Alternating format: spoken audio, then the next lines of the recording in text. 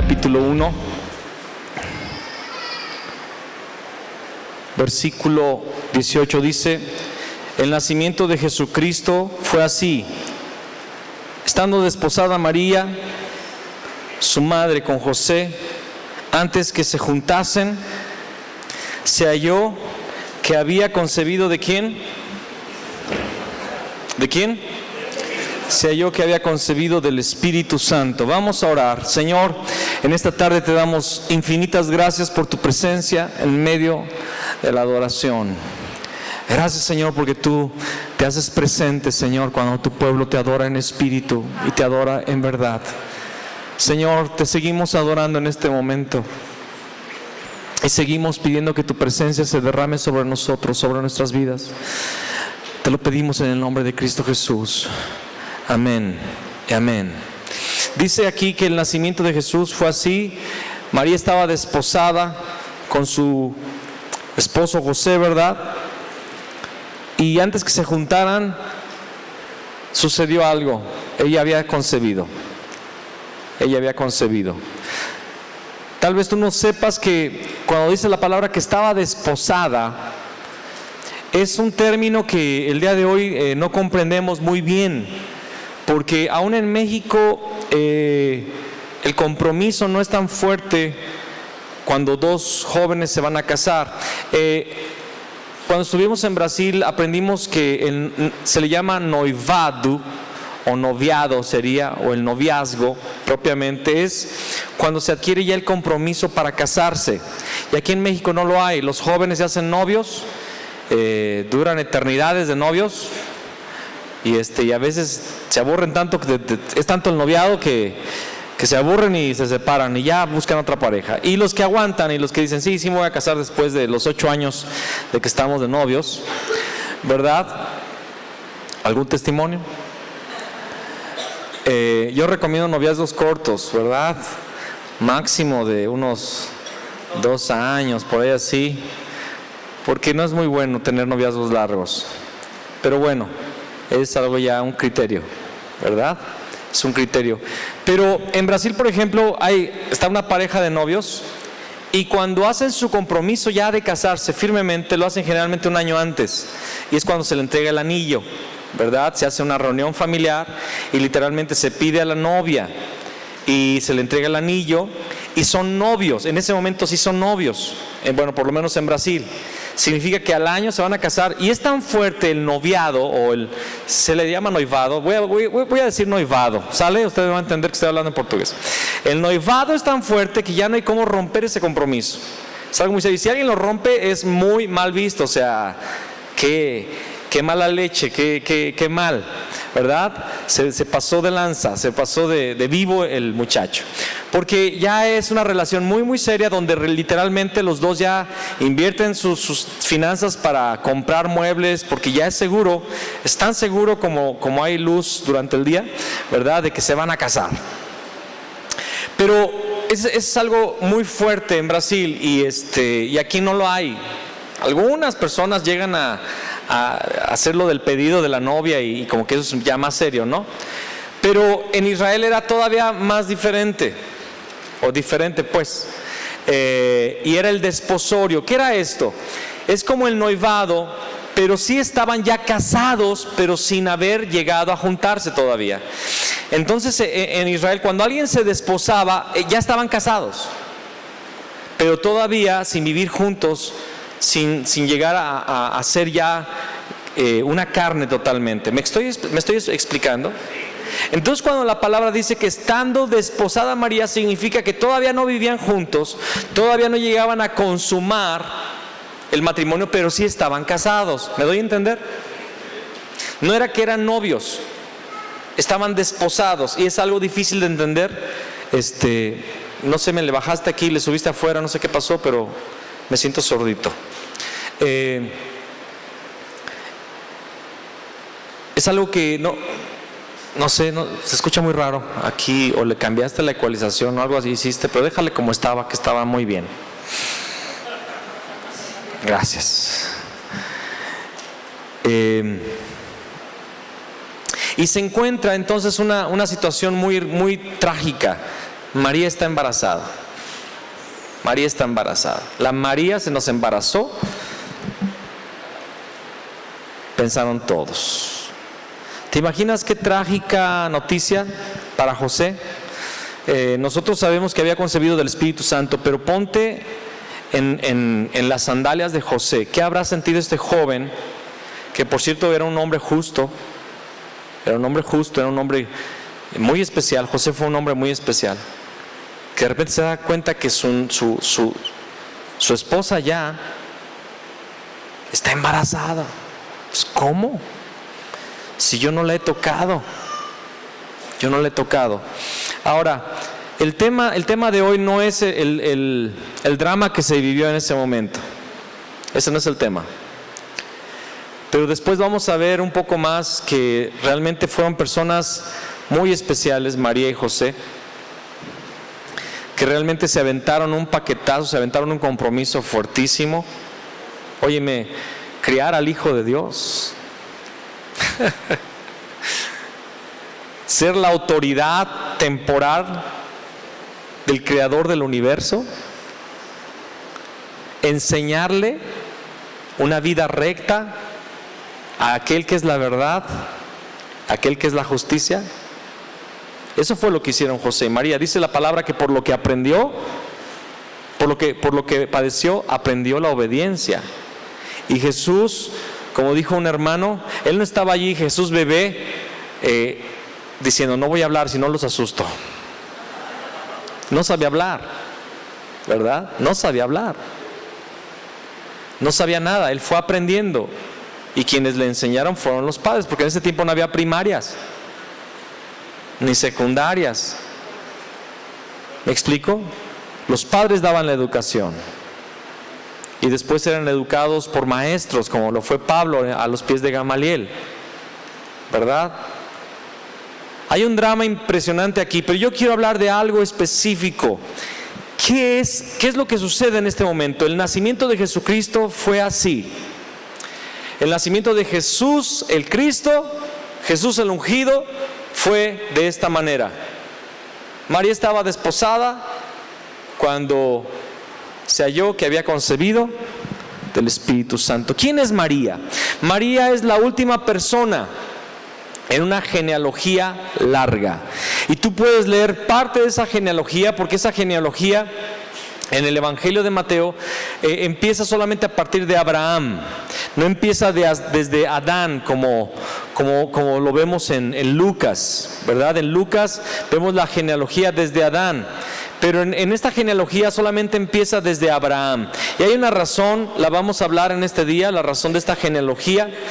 Y el Señor toma esta genealogía, comenzando desde Abraham. Claro que comienza con el nombre de David, dando prioridad a David. Y la razón de esta genealogía que empieza de Abraham es por causa de una contraseña profética para todo hebreo. Lo voy a explicar de aquí a un momento. Este tipo de genealogía nos está lanzando una genealogía profética. Y es un dato, es una pista que el evangelista está dejando aquí para que los hebreos entiendan: Jesús es el hijo de David, Jesús es rey. Amén. Por eso es esta razón. Para los que les gusta estudiar, ahí les va esa, y para los que no les gusta estudiar, ahí les va esa. Es tiempo de aprender cosas un poco más profundas. Pero lo interesante de todo esto es que dice el nacimiento de Jesucristo fue así. María es la última persona de una genealogía larga. Y esta genealogía nos fue dada, fue usada, esta línea genealógica, para dar a luz la vida del Mesías. Entonces, la vida de Abraham fue usado para ser parte de la genealogía, ¿me explico? Y luego después vemos a Isaac, y Isaac fue una persona que participó de la genealogía, amén. Y luego después de Isaac viene ¿quién? Jacob. Y de Jacob viene la genealogía del Cristo, amén. Y luego después de Jacob, ¿quién siguió? Judá. Judá fue uno de los 12 hijos de Jacob, pero de Judá vino el Mesías. Entonces Judá fue usado para esa genealogía. Y luego vemos a Fares. Y así después de Fares vemos a cada uno de ellos, cada uno de los hombres que fueron los descendientes de Abraham, Fueron parte de la genealogía. Y yo quiero que tú entiendas algo. El otro día yo estaba en el espejo y hacía mucho que no me dejaba el bigote, ¿verdad? Y por mucho tiempo no me lo dejó este bigote tan bonito que está de moda desde hace tanto, ¿verdad? No me lo dejaba porque no me salía bien. Me salía como a Cantinflas, ¿verdad? Aquí en los lados nada más. Y llegó un día que dije, ya se me engruesó aquí de esta parte de aquí. Y me lo dejé. Pero el otro día estaba bañándome y fui al espejo y empecé a rasurar y de repente me di cuenta que mi papá me estaba viendo rasurarme. Ahí estaba mi papá y me estaba viendo. Me parezco todito a él. Estoy igualito. Nada más que sin las canas. Pero porque recuerdo que cuando mi papá tenía mi edad, así estaba. Y el otro día vi mi foto de cuando me casé con esta mujer preciosa y hermosa, esta pituquiña, este pedacito de cielo. Es un pedacito de nube que se cayó y se hizo mujer, ¿verdad? Y estábamos casándonos. Yo estaba bien preocupado y tenía con una cara de alegría en la foto, ¿verdad? Preocupado, nada más. Y estoy así viendo hacia el suelo la carita y de repente, ¿saben qué vi en esa foto? Vi a Fabiancito, vi a mi hijo, está igualito. Mi hijo está igualito que cuando yo me casé. Y es que me casé con 21 y él tiene 20, ya está llegando a la edad cuando yo me casé. Él está igualito a mí. Y cuando él tenga mi edad va a estar igualito a mi papá. ¿Qué estoy queriendo decir con esto? En el libro de Hebreos dice que Abraham dio los diezmos, y en Abraham Leví, que era un descendiente muy lejano, también dio los diezmos, porque Leví estaba en los lomos de Abraham. ¿Me explico? ¿Qué significa esto? Todos nosotros ya estábamos en nuestro padre, estábamos en nuestro abuelo, estábamos en nuestro bisabuelo, estábamos en nuestro tatarabuelo y estábamos en nuestro tatarabuelo. Y así cada uno de nosotros ya estaba en algún ancestro. ¿Me doy a entender? Y en Abraham, que fue el hombre de la promesa, que fue al hombre que se le dio la promesa, en tu simiente serán benditas todas las naciones de la tierra. ¿Qué significa en tu simiente? Se traduce también en tu familia o en tu descendencia, pero hablaba de que de Abraham saldría el Mesías. Amén. De Abraham saldría aquel que sería la bendición para todas las naciones de la tierra. Y aunque se hablaba de la nación que saldría de Abraham, que era la nación de Israel, claro que sí, pero estaba hablando exactamente o precisamente de que el Cristo vendría de su linaje. En él estaba ya el Mesías. Y yo quiero que tú entiendas en esto: en Abraham ya estaba la vida de Cristo. ¿Estás conmigo? Significa que Abraham, que comenzó a caminar con Dios, manifestó la vida de Cristo. Y de hecho Abraham fue profeta. Dios le dice, no sé si a Faraón o al rey Abimelec, que no se atreviera a tocar a su profeta. Era un varón profeta. Abraham manifestó la vida de Cristo. Y Jesús dice en Juan capítulo 8, Abraham vio mi día y se gozó. Abraham vio a Cristo. Pero quiero que entiendas, Cristo ya estaba en Abraham. ¿Estás conmigo? ¿Estás captando esto? Es muy importante. Entonces, ¿qué es María? El nacimiento de Jesucristo fue así. ¿Y cómo fue? ¿Cómo fue el nacimiento de Cristo Jesús? Fue a través de María. María es la última en una genealogía muy larga que fue usada para dar a luz la vida del Mesías. Ahora, pero vamos a ver qué tipo de familia fue la que Dios usó para dar a luz la vida del Mesías. Todos nosotros pensamos, bueno, si van a dar a luz, van a engendrar la vida del Cristo, la vida del Hijo de Dios, del Salvador, debe de ser una familia súper especial. ¿A poco no? súper especial. Dios escogió una línea genealógica tremenda, de sangre azul, ¿verdad? Sangre azul. Bueno, Jacob, vamos a empezar por Jacob. ¿Qué les parece? Un tramposo. Se atrevió a engañar a su papá diciendo que era su hermano, aprovechándose que estaba cieguito y ciego. No solamente le mintió, sino que lo engañó. Le preparó un guisado y se puso las ropas de su hermano para oler igual a él, y hasta se puso unas pieles velludas para que cuando lo tocara sintiera que era su hermano, que era bien peludo. Esaú era velludo. Así que todos los velludos, gloria al Señor. ¿Alguien dice amén? Y lo engaña. Ahora, ¿sabes cuándo hizo esto este muchachito, este jovencito? ¿Sabes a qué edad Jacob engañó a su papá? Yo no lo sabía, pero me quedé sorprendidísimo. Tenía 77 años cuando engañó a su papá. Investígalo, ahí está. O sea que no era una locura juvenil. El tipo era tramposísimo. Era de esos que te engañan, te la hace y le vas a reclamar y te la vuelve a hacer y se la crees. ¿Han conocido esas gentes? No, es que mira, mi mamá y se murió y vino y yo fui, oye, préstame una feria. Ah, no, sí. Hasta te sientes mal si no le prestas otra vez al que te engañó. Jacob fue parte de la genealogía. El Cristo estaba también en las entrañas de Jacob. Luego vemos a Isaac, hijo de Jacob. ¿Quién es Isaac? Perdón, padre de Jacob. Isaac es alguien que está listo para bendecir si le dan de comer bien. Porque le dice, te voy a bendecir, pero hasta que me traigas algo de comer. O sea, hasta que la barriga no está llena, no. Hasta que sus placeres básicos no están suplidos, no lo hace. Isaac, Jacob, Judá, hijo de Jacob. ¿Quién fue Judá? ¿Qué significa qué? ¿Qué significa Judá? Alabanza. Ay, Judá primero. Suba Judá primero, dice la palabra, ¿no? Judá primero, Israel después. La alabanza primero, los sacerdotes primero. Hay que alabar al Señor primero. Pero ¿quién fue Judá?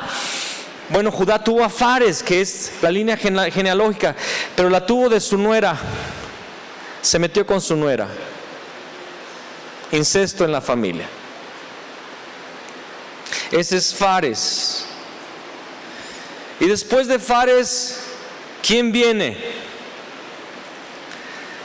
Vienen más, pero uno de ellos, David, el rey David, el dulce cantor de Israel, el hombre conforme al corazón de Dios, el hombre que sirvió a su generación. Estoy citando muchas frases que la Biblia usa para describir al rey David, ¿verdad? El hombre conforme al corazón de Dios. Bueno, David, un adúltero, un asesino, llegó a matar al esposo de la mujer con la que se metió para tapar el pecado. Adúltero, asesino. Le nació de Betsabé. Y por cierto, hay más personas en la genealogía, como Ruth, que era una moabita. Ella fue esposa de Boaz.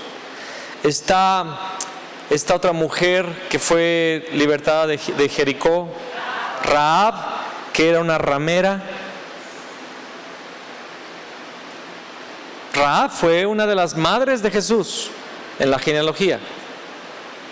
Tenemos a Betsabé, que fue la que dio a luz a la vida de Salomón, y Betsabé fue una adúltera junto con David. ¿Qué nos está queriendo enseñar el Señor? Y por cierto, muchos de estos, Rahab, por ejemplo, está en el cuadro de la fama de Hebreos, de las mujeres de fe.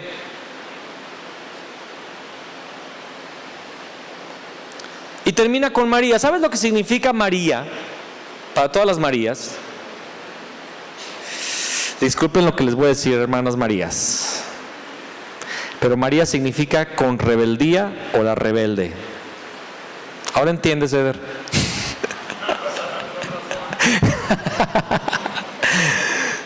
Pero ¿sabes por qué? Dios está mostrando algo. Dios quiere entrar en estas vidas y transformar estas vidas a través de su nacimiento. Él quiere nacer. Él quiere ser formado en nosotros. Y es el tema de este día, la generación de Jesús o la última generación. El tema que le quieres poner, la generación de Jesús o la última generación. Ahora en Mateo capítulo 1, versículo 17, vamos a leer algo interesante. Mateo 1, 17 dice: de manera que todas las generaciones desde Abraham hasta David son 14. Desde David hasta la deportación de Babilonia, 14. Y desde la deportación a Babilonia hasta Cristo, 14. Entonces vemos aquí 14 generaciones.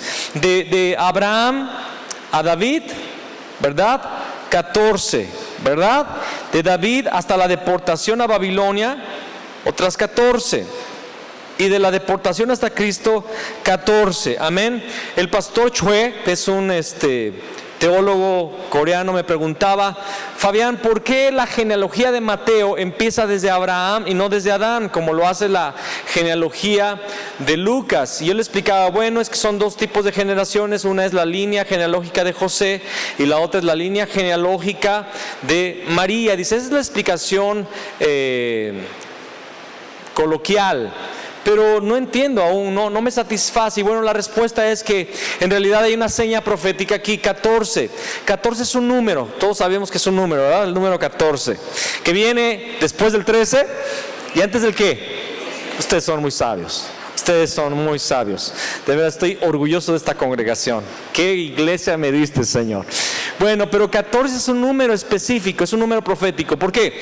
Porque en Israel las letras tienen un valor numérico, ¿sí? Un valor numérico. Y el nombre David, el nombre del rey David, es un nombre que tiene un valor numérico. En Israel no hay vocales, solamente consonantes en la escrita. Hay solamente consonantes. Y el nombre de David se escribe con la letra D, con la letra V y con la siguiente letra D. D, V, D. Así se escribe el nombre del rey David. Y el valor numérico de la letra D es el valor de 4, ¿sí? Ya me estoy equivocando. Sí, de 4. La D tiene un valor de 4 y la V de 6, sumando así 14. Entonces, cuando el escritor del libro del Evangelio de Mateo escribe que hay 14 generaciones desde Abraham hasta David, y luego desde David hasta la deportación y de la deportación hasta Cristo, está diciendo 14, 14, 14, o sea, David, David, David, Jesús es el hijo del rey David. Si tú te fijas, el primer nombre con el que comienza el Evangelio es libro de la genealogía de Jesucristo, hijo de David. El escritor está queriendo decir: Jesús es el Cristo, porque Jesús es el Rey. Jesús es el hijo del más grande de los reyes de Israel, que fue David. Amén. Amén.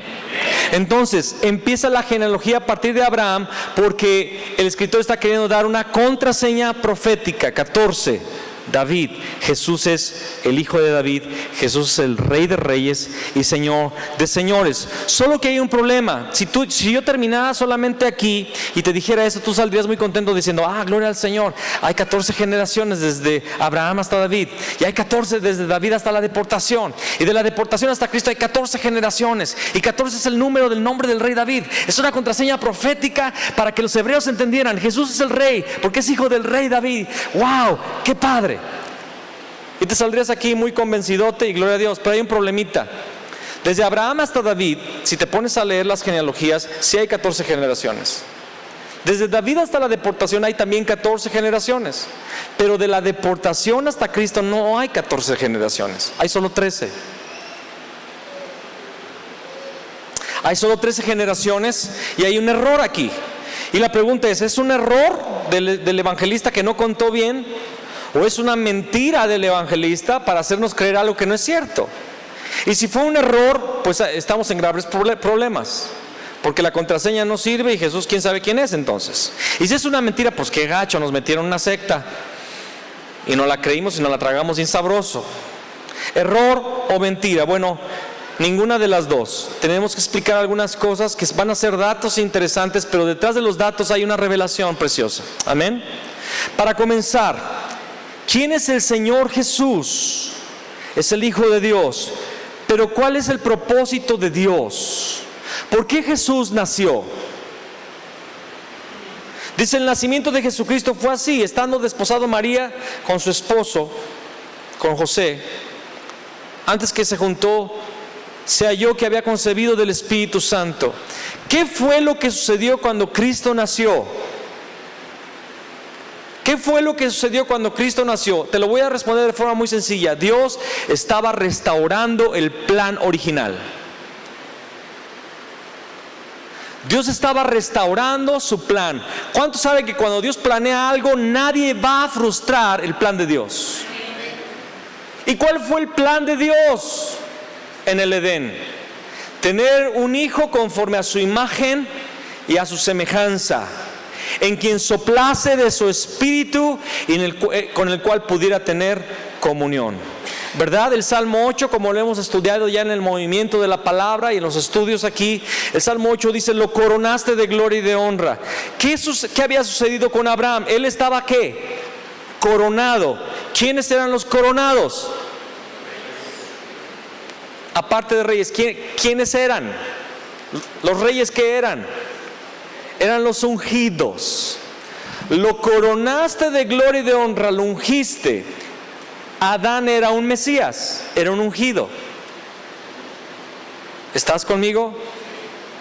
Adán era un ungido. Adán manifestaba las unciones de rey porque reinaba, de sacerdote porque ministraba delante de Dios, y de profeta. Él declaró las palabras proféticas también sobre sus hijos. Él profetizó: por tanto dejará el hombre a su padre y a su madre, se unirán a su mujer, y los dos y ambos serán una sola carne. ¿Cómo me sabe Adán acerca del padre y de la madre cuando él no tenía ni padre ni madre y que los iban a dejar? Él era un varón profeta. Adán estaba coronado de gloria y de honra. Adán tenía la unción. Adán era un Mesías. Adán era el plan de Dios.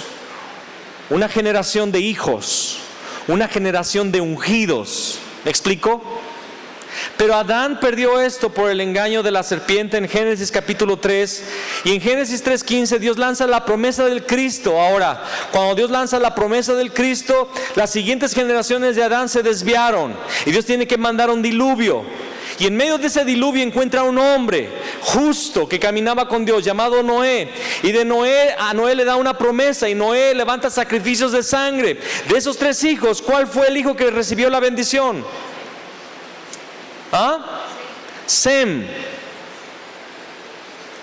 Y Cam y Jafet quedaron en segundo plano, y de Sem viene la genealogía. De Sem viene Abraham, y a Abraham, que vivía en una nación politeísta, idólatra, Dios le dice: sígueme a la tierra que te voy a mostrar y te bendeciré, y en tus simientes serán benditas las naciones de la tierra. Entonces, cuando vemos Mateo capítulo 1 versículo 18, que el nacimiento de Jesucristo fue así, vemos que María da a luz la vida ¿de quién? Del Mesías. ¿Qué está haciendo Dios? Restaurando su plan original. Él está levantando a un hombre sin pecado,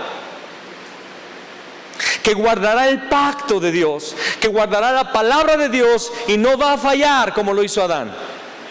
Y Él va a restaurar todas las cosas. Amén.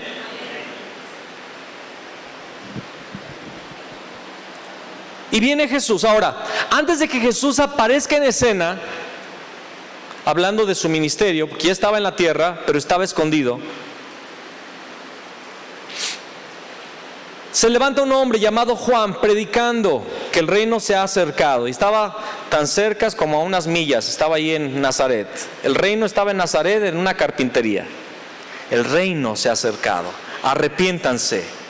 Produzcan frutos dignos de arrepentimiento, porque el hacha está puesta a la raíz de los árboles. y se está bautizando todo el pueblo. Pero vamos a ver lo que dijo este profeta acerca del Mesías en Juan capítulo 3. ¿Qué fue lo que dijo acerca del Mesías el profeta Juan? Ahora, ¿por qué dijo lo que vamos a leer ahorita en Juan 3? Lo dijo por lo siguiente.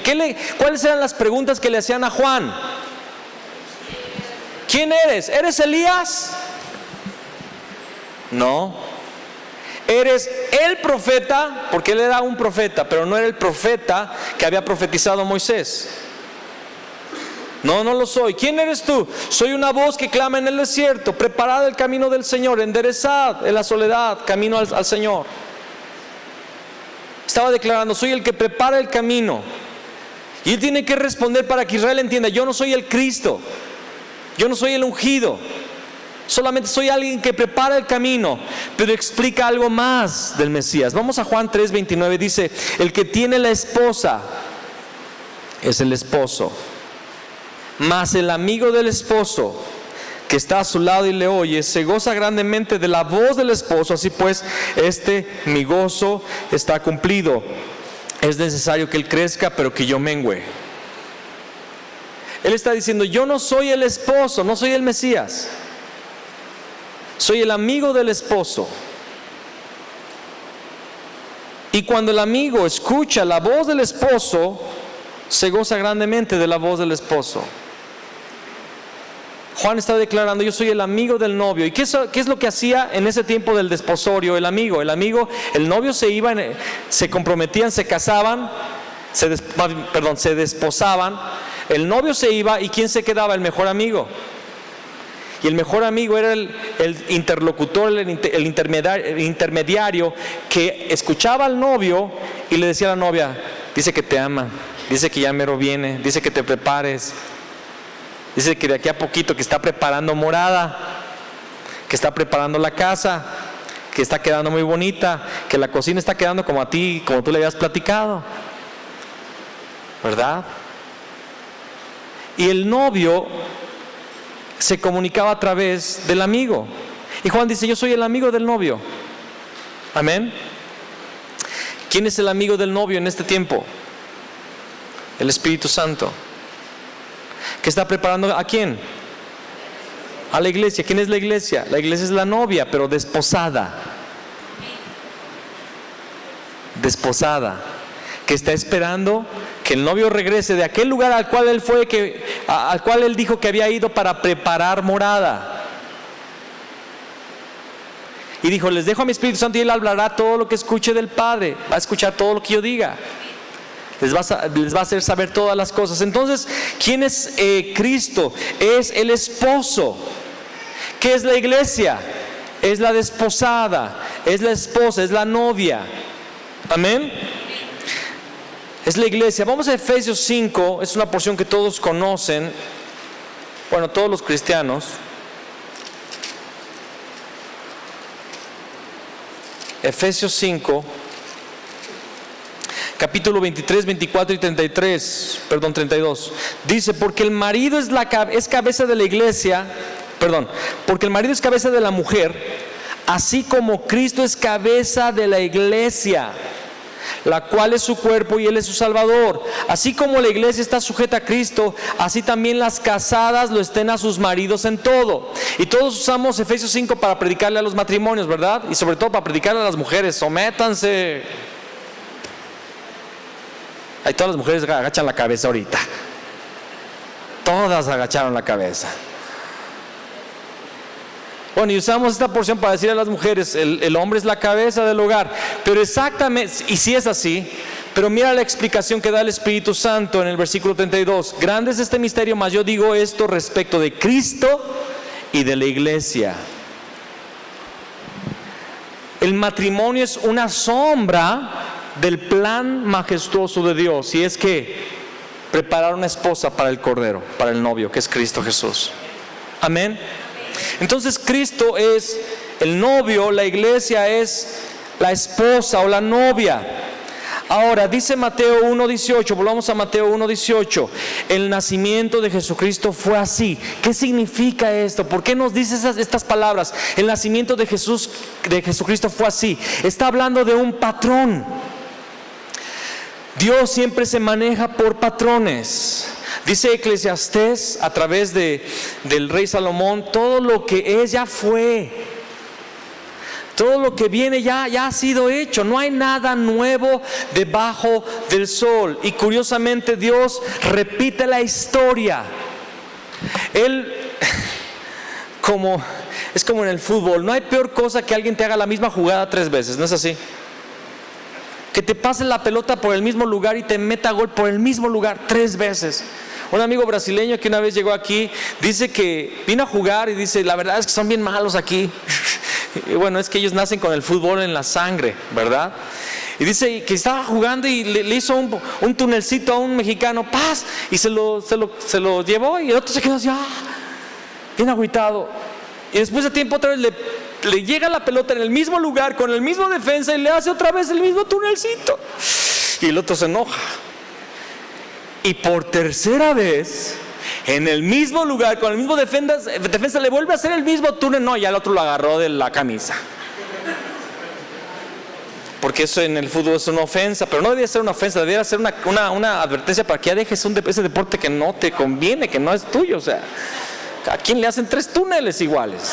Alguien que no sabe, ¿verdad? Bueno, así es Dios. Dios hace la misma jugada. Dios siempre tiene patrones que repite, porque es el mismo ayer, hoy, por los siglos. Amén. Aquí vemos un patrón. ¿Cuál es ese patrón? Dios quiere dar a luz la vida de Cristo en personas. Así fue al inicio del Antiguo Testamento. Por ejemplo, vemos en Génesis capítulo 5, búscalo rápido, Génesis capítulo 5, versículo 3, que dice: y vivió Adán 130 años y engendró un hijo a su semejanza, conforme a su imagen, y llamó su nombre Set. Ahora, significa que Set se parecía mucho a Adán, dice conforme a su imagen y a su semejanza. Significa que Adán, después de haber tenido a Abel y a Caín, porque primero tuvo a Caín y a Abel, y a Abel se lo mató su hijo Caín, y Caín fue maldito. Entonces Abel, que era un hombre justo, lo vemos otra vez allá en Hebreos, que también es un hombre de fe, él ofreció sacrificios mejores que los de Caín y fue considerado justo por sus sacrificios. Pero a ese hombre que era justo lo mata a su hermano. ¿Y Caín quién fue? Un hombre maldito por Dios, con una señal en su cuerpo. ¿Me explico? Y Caín tuvo hijos y a través de Caín se fundó el cosmos. Cosmos significa el mundo, tal como lo conocemos hoy. Se fundó a través de la generación de Caín, un hombre maldecido por Dios, un asesino. Y de ahí viene la estructura de gobierno del mundo. Pero Adán se queda sin hijos. Y dice que cuando tiene 130 años engendra un hijo a su imagen y a su semejanza y le puso por nombre Set. ¿Significa que Abraham por 130 años no tuvo hijos?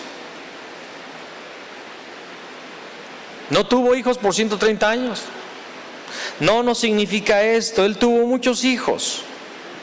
De hecho, cuando Caín dice que se va huyendo de la presencia de Dios, dice que se encontró una esposa por aquellas tierras. ¿De dónde salió esa esposa si nada más habían tenido a Abel y a Caín? No, Abraham tuvo muchos más hijos aparte de Abel, de Caín y de Set.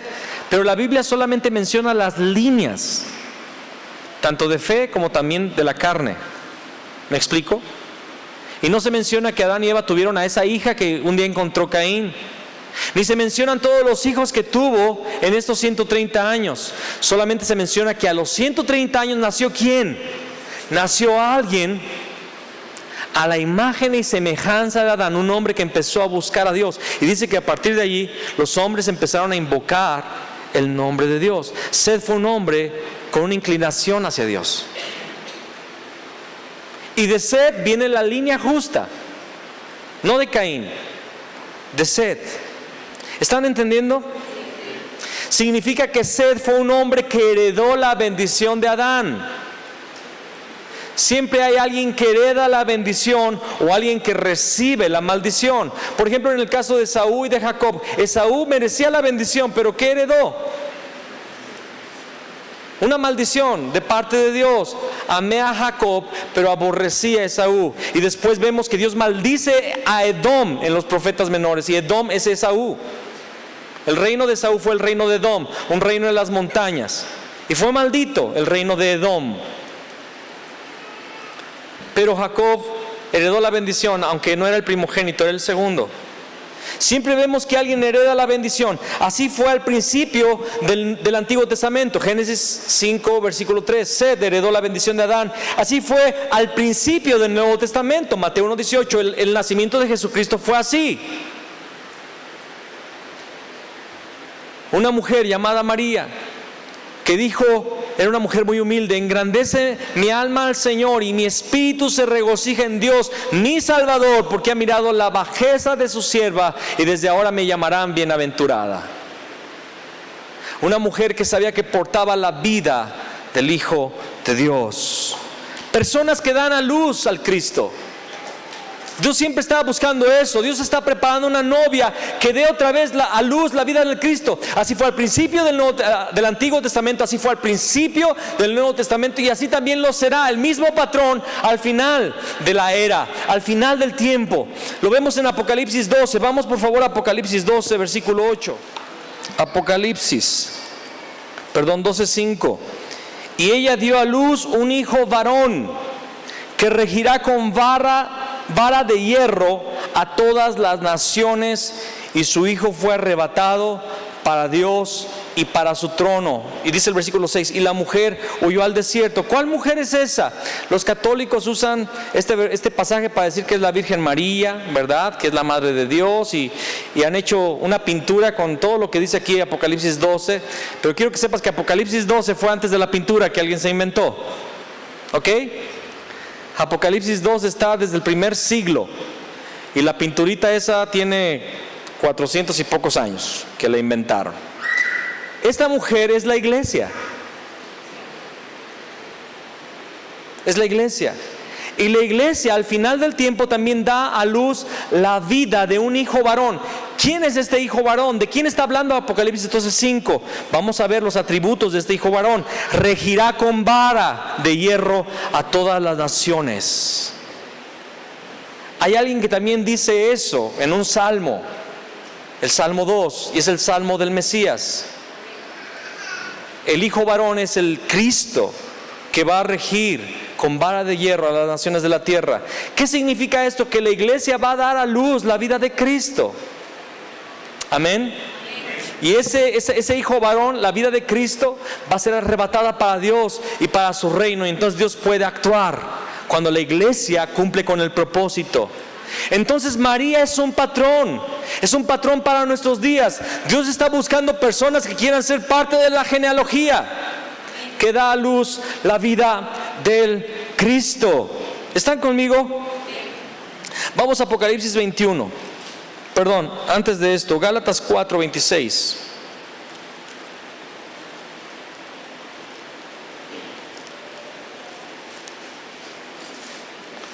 Dice, del 26 al 28, mas la Jerusalén de arriba, la cual es madre de todos nosotros, es libre, porque está escrito, regocíjate, oh estéril, la que no daba a luz. Amén. Prorrumpe en júbilo y clama, tú que no tienes dolores de parto, porque más son los hijos de la desolada que de la que tiene marido. Así que, hermanos, nosotros como Isaac somos hijos de la promesa. Está hablando de la Jerusalén celestial. Amén. ¿Y quién es la Jerusalén celestial? Es la iglesia. ¿Y cómo es la Jerusalén celestial? Es estéril. Es estéril. Y es el mismo patrón. ¿Cómo era la esposa de Abraham? ¿Cómo era la esposa de Isaac? Estériles. ¿Cómo era Raquel, esposa de Jacob? Era estéril. ¿Y cómo es la iglesia?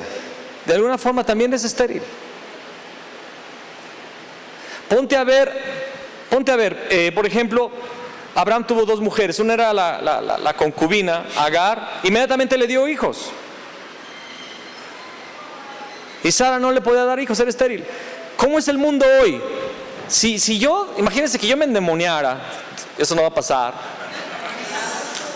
Yo me endemoniara y decidiera ya no seguir el camino y ahora empezar a engañar a la gente y crear una secta.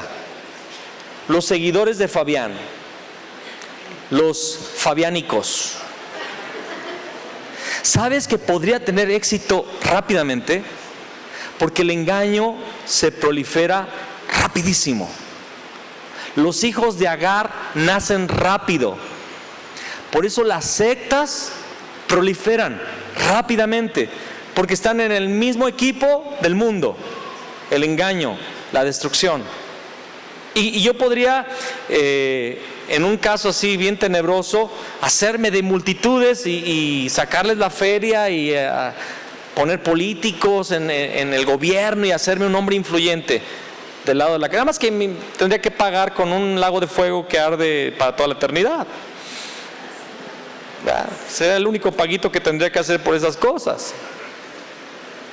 Pero la Jerusalén de arriba se le da una palabra: regocíjate, oh estéril. Has sido estéril, pero llega el momento que vas a dar a luz.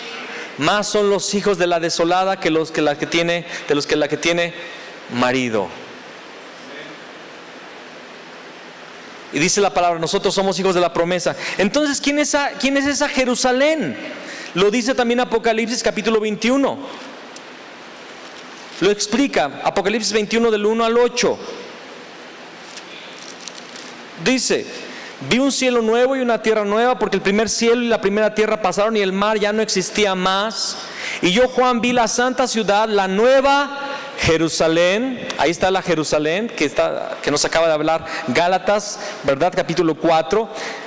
Descender del cielo de Dios, dispuesta como una ¿qué? Esposa ataviada para su marido. En algunas versiones dice novia, en otras versiones dice esposa, pero es lo mismo, es la desposada. Es novia porque todavía no se llegó o todavía no consuma el matrimonio, y es esposa porque está desposada, ya le pertenece. ¿Y quién es la Jerusalén de arriba? Es la ciudad santa. Está dispuesta como una novia, como una esposa, está lista para la boda del Cordero, ¿verdad? Y es la esposa. Y oí una gran voz del cielo que decía: he aquí el tabernáculo. ¿Qué es tabernáculo? La habitación, la morada. El tabernáculo de Dios con los hombres, y Él morará con ellos, y ellos serán su pueblo, y Dios mismo estará con ellos como su Dios. Enjugará toda lágrima de los ojos de ellos, y ya no habrá muerte. ¿Cuántos dicen gloria a Dios por esta palabra? Ya no habrá muerte, ni habrá más llanto, ni clamor, ni dolor, porque las primeras cosas pasaron. Y el que estaba sentado en el trono dijo: he aquí, yo hago nuevas todas las cosas. Y me dijo: escribe, porque estas palabras son fieles y verdaderas. Y me dijo: hecho está, yo soy el alfa y la omega, el principio y el fin. El que tuviere sed, yo le daré gratuitamente de la fuente del agua de la vida. El que venciere heredará todas las cosas, y yo seré su Dios, y él será mi hijo. Amén. La esposa, una vez más, está aquí. Vamos a Romanos 8.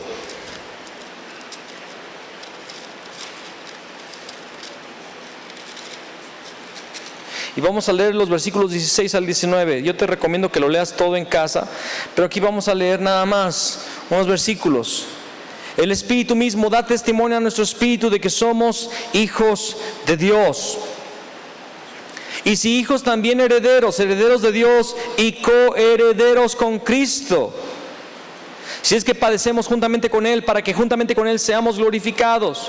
Pues tengo por cierto que las aflicciones del tiempo presente no son comparables con la gloria venidera que nosotros ha de manifestarse. Esta palabra manifestarse es la palabra Apocalipsis.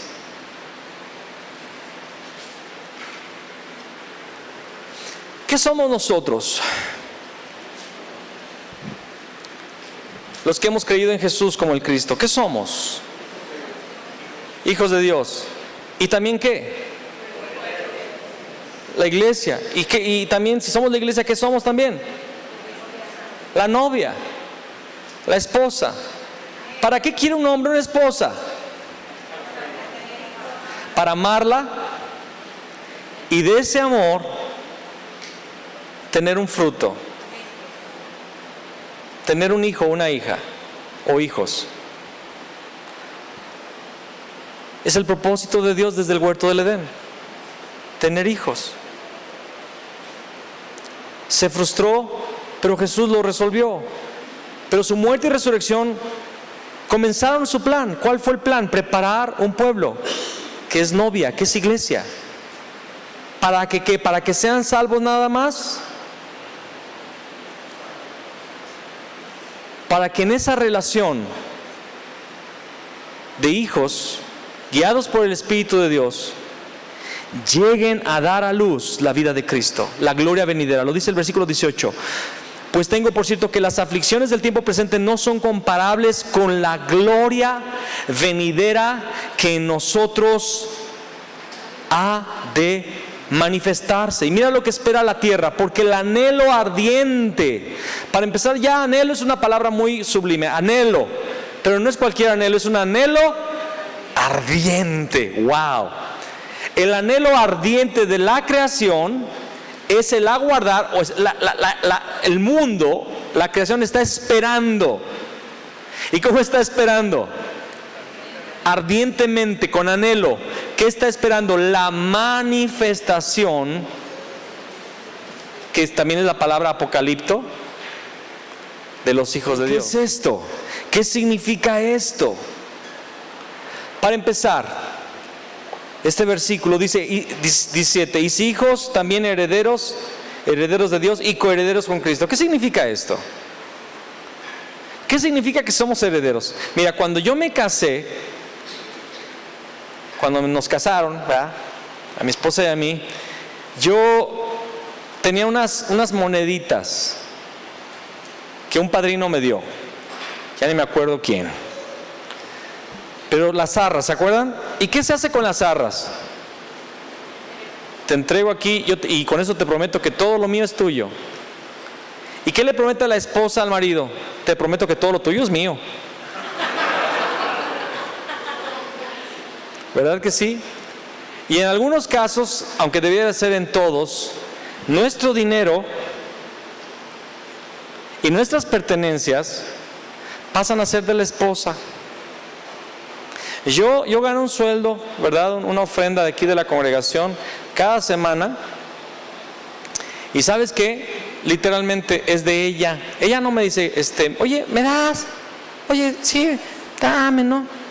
Ándale, mira, ya mis zapatos están rotos, no tengo ropa y pues ya no tengo pintura desde hace 3 meses. Ándale, no, por favor. No, ella me dice, oye, necesito tanto. Y a veces ni pregunta saca. ¿Dónde está tu cartera? Y por más que le escondo, le tengo que decir. Está dentro de la bota azul, allá en el techo, escondida debajo de 3 tabiques. ¿Dónde está tu cartera? Ella no me pregunta si quiere. ¿Dónde está tu cartera? Ahí está. Y ella saca. Ahora ella es muy, muy buena porque me dice, me informa. Lo gasté en esto, ¿eh? Me hace ese favor. Pero literalmente, cuando nos casamos, ¿qué sucede? Ella me hereda a mí. Porque todo lo mío pasa a ser de ella. Por eso dice herederos de Dios y coherederos con Cristo. ¿Sabes qué significa coherederos con Cristo? Que todo lo que es de Cristo, yo tengo derecho a todo, porque es mío. Y no solamente las cosas que Él tiene. Yo voy a heredar a Cristo. Cristo va a ser mío. Dios va a ser mío. Voy a ser la esposa de Cristo. Voy a ser parte de Él y Él parte de mí. ¡Wow! Eso no entra. Es muy loco eso. Voy a ser de Dios y Dios mío. Voy a ser esposa de Dios. Por eso dice en Apocalipsis 21, la morada de Dios, el tabernáculo de Dios con los hombres. Y aquí dice, herederos de Dios y coherederos con Cristo. Entonces, las aflicciones que estamos pasando no se comparan con la gloria que en nosotros se va a manifestar, que se va a apocaliptar. Apocalipsis es la palabra revelación, pero ¿sabes qué es revelación? Hay varios ejemplos. Uno muy usado que es el inferior, lo voy a citar. ¿Te acuerdas de las cámaras fotográficas en el pasado cómo eran? Comprabas la cámara, tenía una puertita y le metías un cartucho con un rollo oculto en secreto que no recibía la luz, porque si recibía la luz echaba a perder el rollo, ¿te acuerdas? Se velaba. Entonces se cerraba la cajita ya con el cartucho enganchado, porque hubo algunos que cometimos el error de no engancharlo y estuvimos saque fotos y el cartucho nada más dando vueltas, nuevo y todas las poses, todo se perdió, ¿verdad? Una vez me pasó así y fue cuando las llevé al zoológico a ustedes. Ese rollo estaba intacto y todas las fotos de mis sobrinas niñas no salió. Pero en el momento que ya se termina el rollo, no se abre, se regresa adentro del cartucho, se saca el rollo todavía cerrado y se lleva al estudio fotográfico, y en una sala oscura con luz roja se mete en un líquido especial para develar, para sacar la imagen que fue impresa en ese rollo, en esa cinta, para revelar. Eso es manifestar, eso es apocalipto, revelar lo que alguien puso allí. Entonces la creación está aguardando con anhelo ardiente lo que se va a revelar a través del proceso del Espíritu Santo, la obra del Espíritu Santo, lo que se va a revelar en nosotros. ¿Qué se va a revelar? Apocalipsis 12:5, el Hijo varón, la vida de Cristo. Esa es la gloria que en nosotros se va a manifestar, la vida de Cristo. Entonces, el propósito de Dios no solamente es que llevemos el mensaje de Jesús el Cristo, sino que lleguemos a ser el mensaje. Que la vida de Cristo se llegue a ver en nosotros, que la gente pueda ver a Cristo en ti, literalmente, en su carácter y en su unción. Ese es el anhelo ardiente de la creación.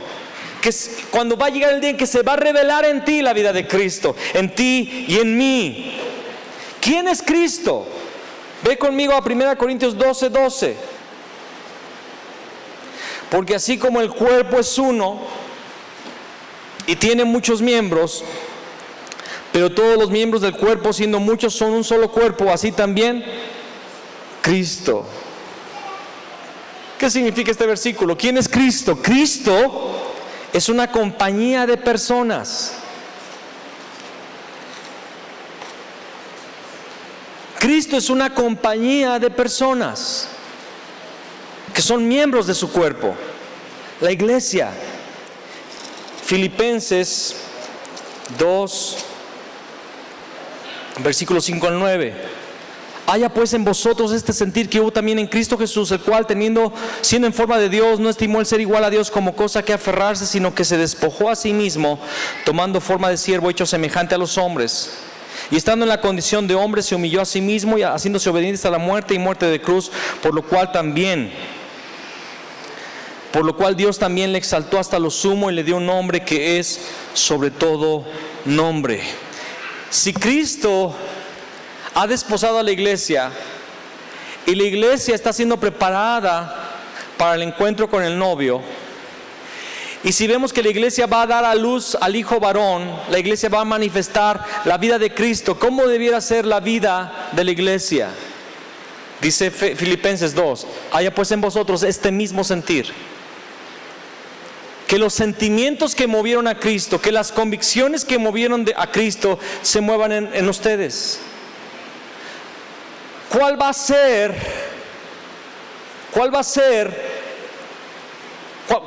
serán los hijos que se van a manifestar, por los cuales la creación aguarda? Van a ser como Cristo. ¿Y cómo van a ser esas personas? Personas que se han despojado a sí mismos, que se han despojado de toda pretensión y de todo deseo carnal. ¿Ya estás manifestando la vida de Cristo el día de hoy? ¿Sabes cómo lo puedes saber? ¿Cómo están el día de hoy tus ambiciones y tus deseos, tus anhelos? ¿Cuáles son? ¿Qué es lo que anhela tu alma? ¿Qué es lo que mueve tu vida? ¿Cuál es tu agenda? ¿Por qué es lo que trabajas y luchas? ¿Qué es lo que te hace soñar y perderte un tiempo en la imaginación? La mayoría todavía estamos pensando en el mundo, sin saber que el tiempo se nos está yendo.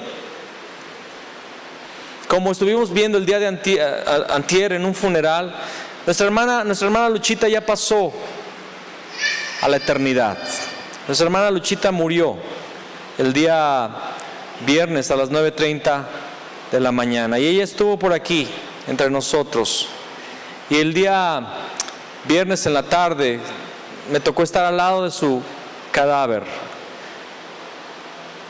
en su féretro. Y citamos Eclesiastés capítulo 7, es mejor ir a la casa del luto que a la casa del banquete. Mejor es ir a un funeral que a un lugar donde hay cánticos y fiesta, porque en el funeral vas a adquirir sabiduría. ¿Y sabes cuál es la sabiduría que se adquiere de un funeral? Es que el tiempo está corriendo. El tiempo se está yendo y para algunos queda muy poco ya. ¿Quién iría a decir que esa hermana que yo la saludé hace unas semanas ya no está? Gloria a Dios que ella se fue con Cristo. Está en la presencia de Dios. Pero, ¿y qué de nosotros? El Señor Jesús aprovechó muy bien el tiempo y dijo que el tiempo era corto, el tiempo era breve, Él tenía que trabajar mientras era de día. Y Filipenses dice que Él se despojó, que es una palabra griega que es kenosis, es vaciarse. Vaciarse, Él se vació de su gloria. ¿Cuántos quieren dar a luz la vida de Cristo? ¿Cuántos quieren que se escriba en tu libro personal, en tu historia personal? El nacimiento de Jesucristo fue así: estando Fabián desposado con Cristo, dio a luz su vida. Para llegar a ese punto debemos entender que el camino para dar a luz la vida de Cristo, el camino es hacia abajo, no es hacia arriba. No es el camino del éxito, de la prosperidad, del poder y de la fama, de ser bien vistos, de ser muy queridos o aceptados por todo el mundo. El camino es hacia abajo, es ser humillados, ser escondidos en Cristo, donde no hay notoriedad. Es llegar a ser sin importancia a los ojos de los hombres. ¿Sabes que el mundo nos menosprecia? El mundo nos ve como fanáticos y tontos, ignorantes. ¿Cómo es posible que todavía sigan creyendo en ese Cristo y en ese Dios cuando la evolución lo ha dejado todo tan claro? Venimos del chango y dijo, vienes, dijo otro, ¿verdad? Y sí, algunos de ellos se parecen a algunos orangutanes. Yo no vengo del chango. Yo fui creado a la imagen y semejanza de Dios. Y su espíritu que se me dio y que perdí a través de la muerte y resurrección de Cristo, me fue dado otra vez su espíritu.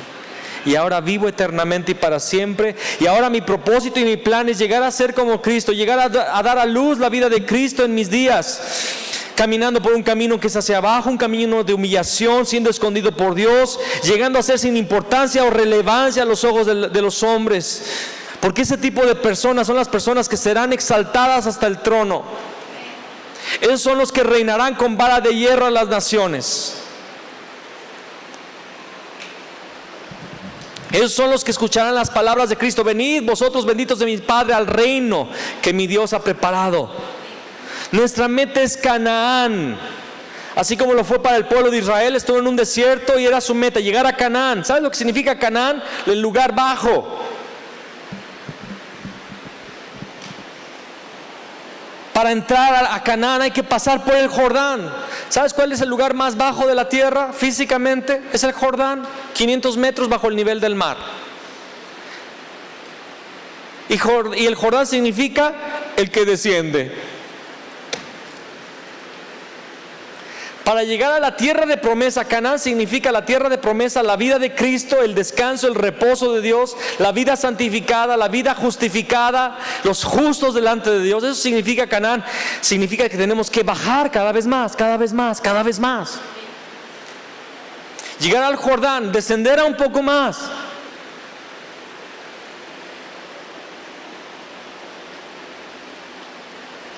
Vamos a Hebreos 2:17. Por lo cual debía ser en todo semejante a sus hermanos, para venir a ser misericordioso y fiel sumo sacerdote en lo que Dios se refiere, para expiar los pecados del pueblo. Pues en cuanto él mismo padeció siendo tentado, es poderoso para socorrer a los que son tentados. Hebreos 5:8 ahora dice: y aunque era hijo, por lo que padeció, aprendió la obediencia. Amén. Y en Juan capítulo 5:19 dice que él no hacía nada por su propia cuenta, sino que hacía todo lo que oía y veía al Padre hacer. En Juan 17:5 vemos que él dijo que había dejado su gloria. Le dijo: Padre, glorifícame con la gloria que tuvimos antes que el mundo fuera hecho. Él se despojó de su gloria. En Lucas 2:52 vemos que él crecía en tamaño y en estatura, porque él se había despojado de todo. Cuando leemos Romanos 8 y vemos que los hijos son guiados por el Espíritu de Dios, esos son hijos. Ya no están bajo condenación, están bajo la ley del Espíritu, que es superior a la ley mosaica. Tienes que entender que los hijos verdaderos son aquellos que llegan a la madurez. Hay dos tipos de hijos en el griego: los tegnones, que son hijos inmaduros, los pequeños, y huios, o con H, huios, los hijos maduros que están listos para heredar. Por muchos años mi hijo me decía: enséñame a manejar y préstame el coche, y papá, y yo no le prestaba nada. Y cuando tuve un bochito así ya viejito, dije: ahorita sí se lo presto, le puede hacer lo que quiera. Y fue en el bochito que aprendió a manejar, pero aprendió a los 16, 17, cuando ya estaba medio madurando. Y nada más se lo soltaba en un campo abierto para que manejara. Bueno, el otro día se le descompuso su coche, lo llevé al mecánico y le dije: ten mi coche, porque ya es maduro para manejar, ya tiene la edad. Los que van a heredar a Cristo son los hijos maduros. Pero ¿cómo son esos hijos maduros? Son los intelectuales, son los que llegaron a tener éxito en la vida, son los que se han probado varias veces que son fuertes, son los que dejan callados a todos con sus respuestas. Ándele, ¿quieres saber más de religión? Ándele, tengo más. Y tráeme al cura, tráeme a quien sea, ya que le doy unas cachetadas teológicas. Esos son los hijos maduros. Son los que salen a decirles a todos: no, es que tus imágenes, bola de idólatras, esa imagen no es la madre de Dios, es un demonio. Esos son los hijos maduros. Esos son los inmaduros, los suyos. Son hijos, pero inmaduros, que creen que peleándose con la gente y mostrándoles sus errores van a llegar al camino. ¿Cuáles son los hijos maduros? Son los que se humillan. Jesús se humilló, Él estuvo en una carpintería. ¿Se imaginan al que hizo los planetas y los universos haciendo una silla? Y para acabarla, escuchando a José: así no, estás tallando contra la veta, es al revés, es a favor de la veta, si no te vas a echar toda la madera. Eso me lo enseñó mi suegro, que es carpintero.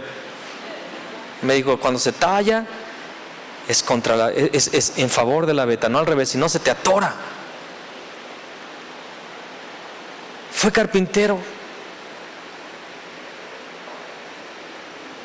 se despojó de su gloria y se quedó callado cuando lo acusaban. ¿Se acuerdan? Presentaron a los acusadores, se quedó callado. Cuando Pilato escuchó las quejas de todos, le dijo: ¿no respondes nada? Se quedó callado, se humilló.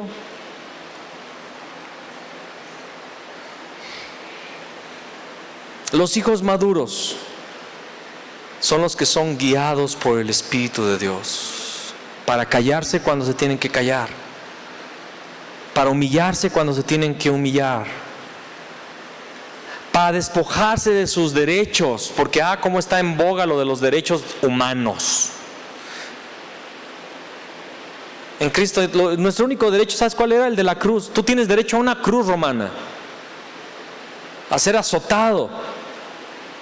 Mereces una corona, pero de espinas en tu frente. Merecías morir, esos son tus derechos.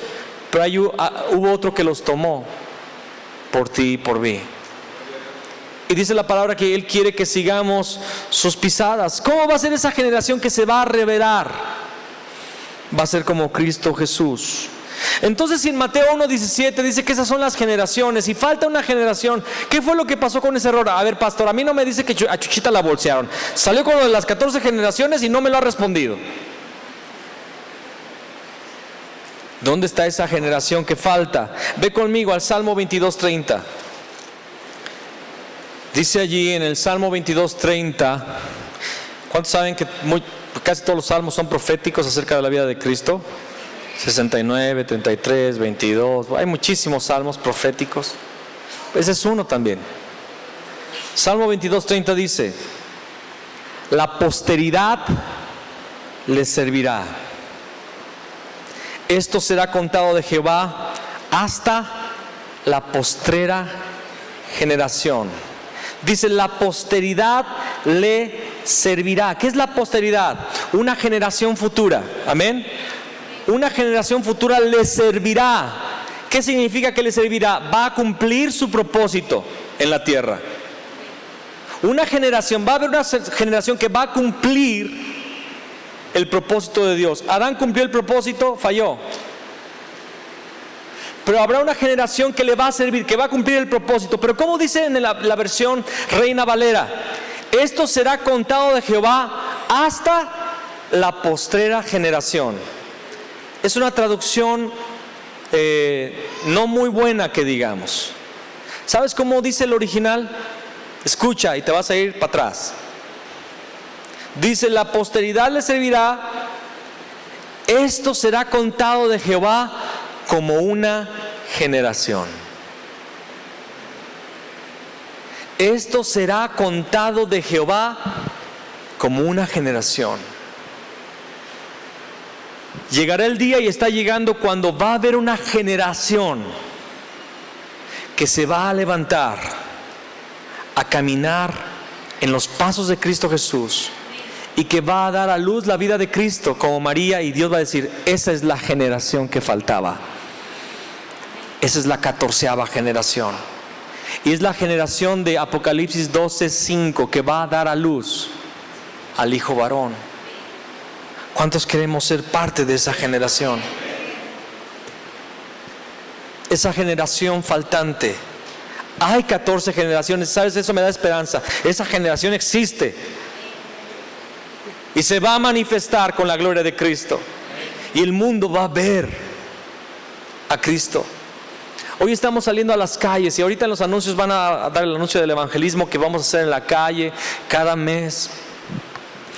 Y vamos a salir a Cuba en septiembre, algunos hermanos, 8 personas, vamos a salir, 7 de aquí, un pastor, a llevar el evangelio. Pero ¿sabes qué es el evangelio? Es que Jesús es el Cristo, amén. Pero el evangelio también es que Cristo está en ti. Tú eres el evangelio. El mensaje debe de ser vivido primero por el profeta y después hablado por el profeta. Todos los profetas tenían una palabra de Dios, pero la tuvieron que vivir. Vivieron la palabra. Si nosotros no estamos viviendo nuestro mensaje es falso. Y ojo, la gente se da cuenta de lo auténtico y de lo falso inmediatamente. Hay hermanitos muy sencillos que nos han dicho, sencillos hablo de que son personas con un lenguaje muy limitado, una preparación académica muy limitada. Personas muy sencillas, pero nos han platicado: es que yo fui con mi comadre, fui con tal persona, le empecé a hablar, pues como yo sé, ni me sé las porciones, pero yo le empezaba a decir lo que yo sé que viene en la Biblia, y empezaron a rodar lágrimas de fulana, de fulano. ¿Sabes por qué? Porque ellas son el mensaje. Han llegado a embarazarse del Espíritu Santo. Se halló que había concebido del Espíritu Santo. El plan, la meta, tu éxito, tu realización es que tú llegues a ser embarazado, embarazada del Espíritu con la vida de Cristo.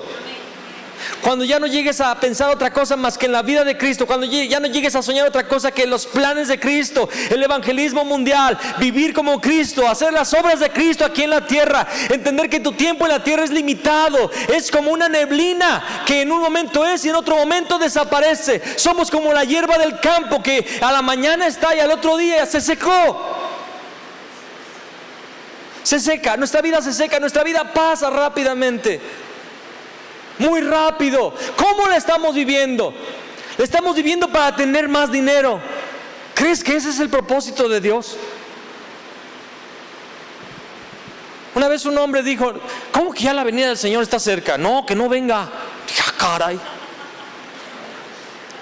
Esos son de los que dicen, el Espíritu y la novia dicen: espérate. ¿Así dice Apocalipsis? Y el Espíritu y la novia dicen: ven. No, ese hombre dijo: no, que no venga. Yo todavía quiero ver a mis nietos. Como si el propósito de la vida fuera, que gloria a Dios por los nietos, que Dios nos los dé de aquí a 10, 15 años a algunos de nosotros. No, ya vienen, que vienen. Gloria a Dios por los nietos y tenerlos y disfrutar. Gloria a Dios por la familia y las reuniones familiares. Pero el propósito, la meta es que Cristo venga. Pero primero se va a manifestar en nosotros. La última generación, la generación de Jesús. La posteridad le servirá. Esto será contado de Jehová como una generación. Yo quiero ser parte de esa generación. Ponte de pie. Queremos tu presencia, queremos